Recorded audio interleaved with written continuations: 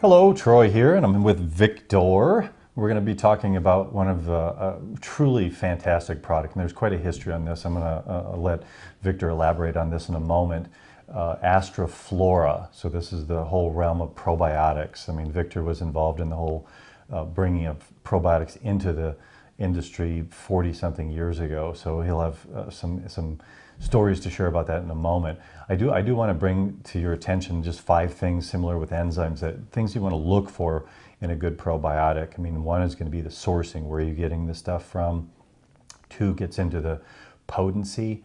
And again, that's a big factor that people look for and know about that, the colony forming units per capsule.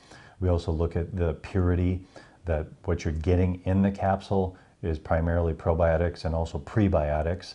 And then looking at the diversity. So diversity deals with a couple of different things. I mean, with probiotics, the first thing are genuses, or the different families from which they come from. So in our product, there are 6 different genuses that the actual strains of bacteria come from. And then we have 13 different strains. So most companies in the marketplace, probably 90% of the products you're going to see contain 2 genuses. That's Lactobacillus and Bifidobacterium. That's it. So 2 versus 6, so there's quite a difference there. We want you to know that when you look at the website and the comparison charts, you'll know what that is. And also the strains, the number of strains is important. So those are some of the things behind the scenes we look at. So now we want Victor to talk a little bit about the history, his history with probiotics, because he was doing probiotics way before, anybody knew what a probiotic was. I'm that old. Marked man. Yes.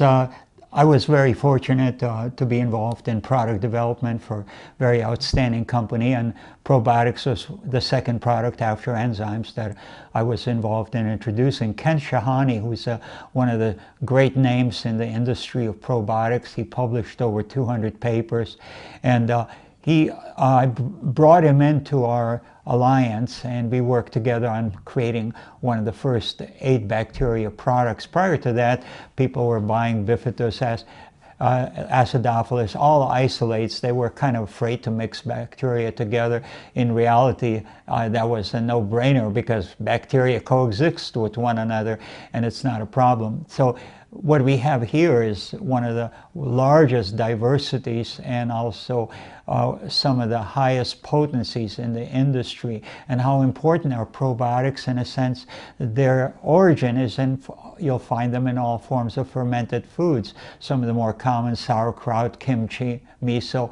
And the outstanding feature about it is that when they studied longevity, studied also low incidence of infant mortality and degenerative diseases, they found always, as a rule, countries that consume some form of fermentation products, and that would be could be probiotics. They all were noted for exceptional health vitality.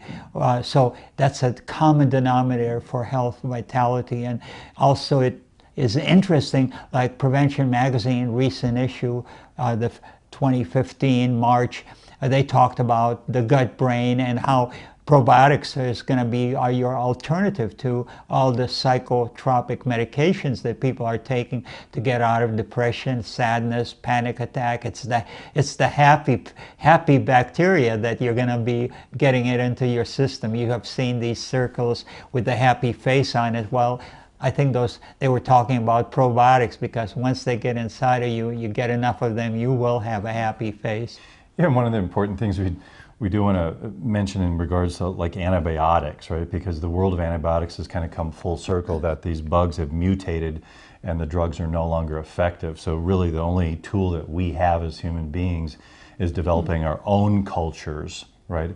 Yes. Of the bugs, our natural bugs that are in our intestinal tract, as a defense system against these things that are coming against us. Yeah, what is interesting, Korea, in 2007, when the avian flu was a major scare going on throughout the whole planet, and they were afraid about having to slaughter all their chickens, they started doing research relevant to their own cultural culinary arts, and they came up with, their research showed that the consumption of kimchi, which had over 100 different microbial cultures in there, in the fermentation of all kind of vegetables, they actually not only prevented, but also the word was used, cured, and you can find this on the internet.